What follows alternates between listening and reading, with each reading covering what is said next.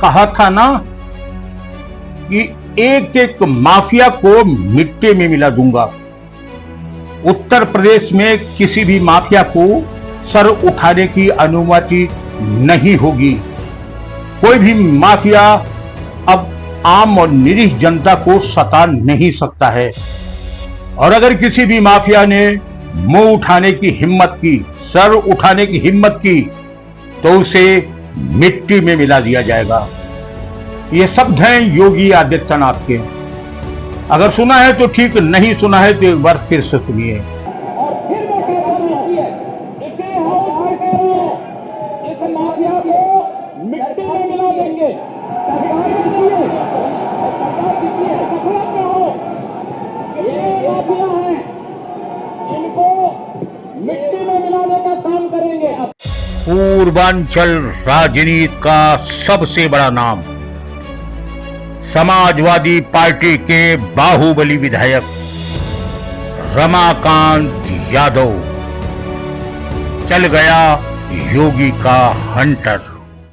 योगी आदित्यनाथ ने उत्तर प्रदेश में आते ही सबसे पहले कानून व्यवस्था पर निगाह डाली थी। कानून व्यवस्था पूरी तरह चरमरा चुकी थी।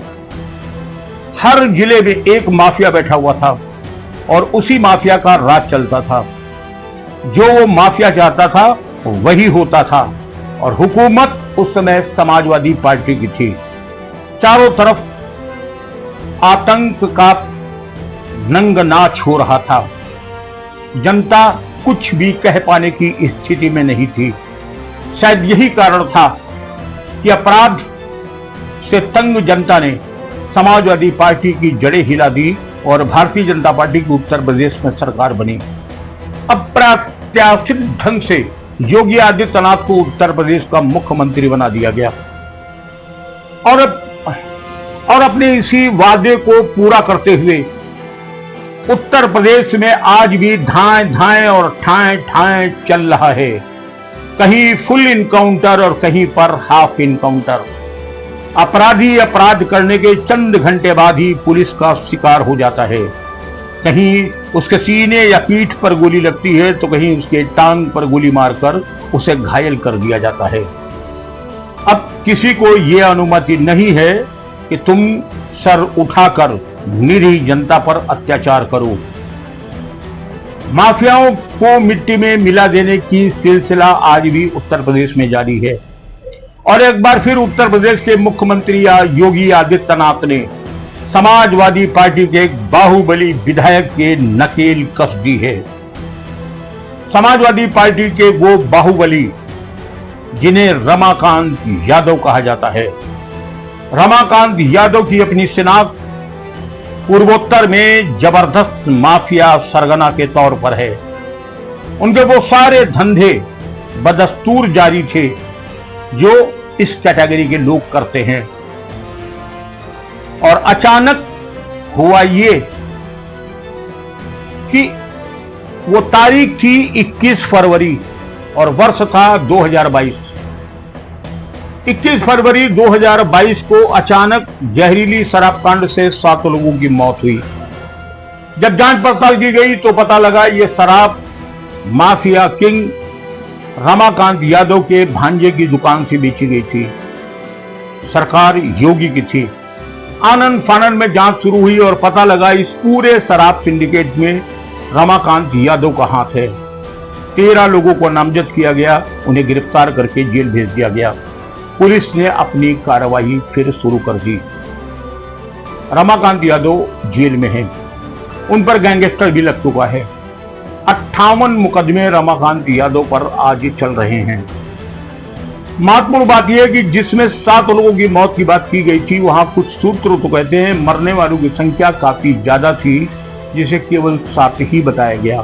सच क्या है ये पक्के तौर पर मैं नहीं कह सकता, लेकिन अचानक जब ये पता लगा कि जेल में बैठकर ही रमाकांत यादव की सल्तनत आज भी चल रही है, तो एक बार फिर योगी आदित्यनाथ ने उत्तर प्रदेश के जिलाधिकारी और उत्तर प्रदेश की पुलिस और प्रशासन को सख्त किया।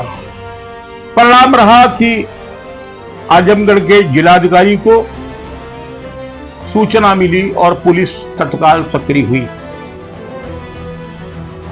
रमाकांत यादव की जब कुंडली खोली गई तो पता लगा उन्होंने अकूत धन अर्जित कर रखा है। करोड़ों अरबों रुपए की संपत्ति उन्होंने बना रखी थी।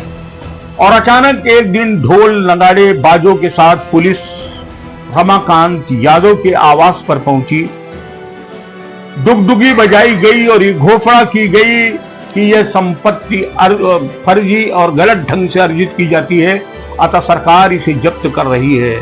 और इस प्रकार कुल मिलाकर के प्रशासन ने रमाकांत यादव माफिया किंग की 23 करोड़ 42,41,400 रुपए की संपत्ति जब्त कर ली है। यानी 23 करोड़ 42 लाख रुपए की संपत्ति रमाकांत यादव की जब्त कर ली गई है।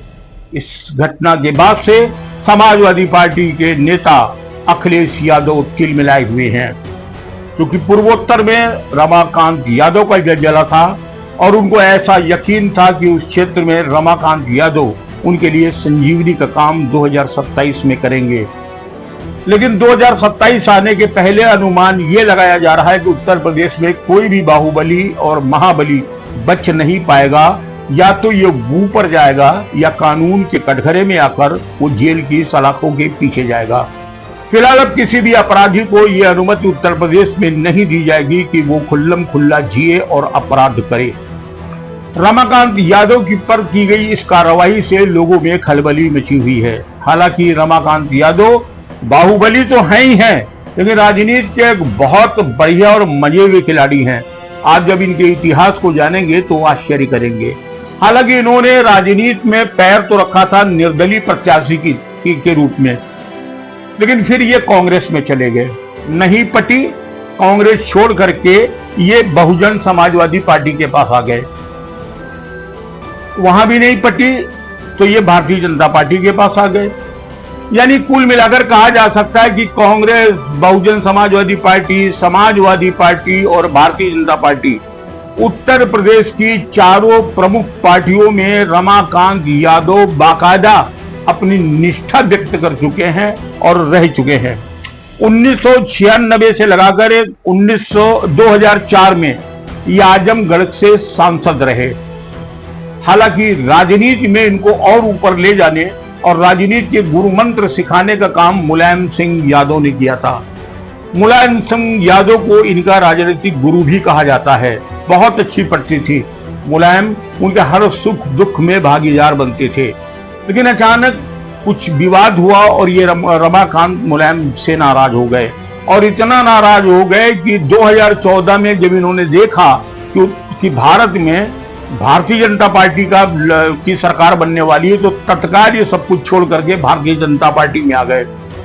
भारतीय जनता पार्टी ने भी इनको मुलायम सिंह यादव के खिलाफ ही चुनाव लड़ाया और आजमगढ़ से मुलायम के खिलाफ चुनाव लड़े। लेकिन गुरु गुरु होता है, चेला चीनी होता है। चुनाव मुलायम सिंह यादव ही जीते और ये चुनाव हार गए। उसके बाद ये बसपा में भी गए, कांग्रेस में भी 2019 में चुनाव लड़े, वहां भी ये चुनाव हार गए। भदोही से इन्होंने टिकट मांगा था, भाजपा ने नहीं दिया, छोड़ के कांग्रेस में चले गए। कांग्रेस पास कैंडिडेट नहीं था, इनको टिकट दे दिया गया, चुनाव लड़े, भदोही से चुनाव हार गए। उसके बाद बीजेपी लहर में भी ये भाजपा में आए थे। तो कुल मिलाकर कहा यह जा सकता है कि सारे राजनीतिक दलों से का अनुभव रमाकांत यादव के पास है। लेकिन जब तक योगी सरकार है तब तक लग रहा है कि इनको जेल का ही अनुभव मिलेगा। फिलहाल ये जेल में है और सरकार ने इनकी 23 करोड़ 41,400 रुपए की संपत्ति को जब्त कर लिया है। अनुमान ये लगाया जा रहा है कि इनकी बची कुची और संपत्ति को भी सरकार जब्त करेगी और इनके खिलाफ कुछ और बड़ी कार्रवाई होने की संभावना बनी हुई है। लेकिन समाजवादी पार्टी में खलबली मची हुई है और खास तौर से अखिलेश यादव बिलबिलाए हुए घूम रहे हैं, क्योंकि इस समय अखिलेश यादव से रमाकांत यादव की बहुत अच्छी पट रही थी। लेकिन कहते हैं कि जिस व्यक्ति के अंदर चरित्र होता है वही उसी का आत्मबल मजबूत होता है और वही कठोर निर्णय ले सकता है। और ये पंक्ति लागू होती है उत्तर प्रदेश के मुख्यमंत्री योगी आदित्यनाथ पर, जो वो कह रहे हैं वो कर रहे हैं और परिणाम सामने है। फिलहाल कुल मिलाकर के एक और माफिया को मिट्टी में मिलाने की क्रिया और शुरू हो चुकी है। प्रतिक्रिया समाजवादी पार्टी की क्या होगी, इसका इंतजार रहेगा। अगली एक और धांसू खबर अगले एपिसोड में। लेकिन एक प्रार्थना करूंगा, अगर आप राष्ट्रवादी हैं और बहुत अच्छी और सच्ची खबर देखना चाहते हैं तो चैनल को सब्सक्राइब जरूर कर लीजिएगा और इसे शेयर भी करिएगा। आप और क्या देखना चाहते हैं हमें लिखिए ना, हम आपको वही दिखाएंगे। जय हिंद।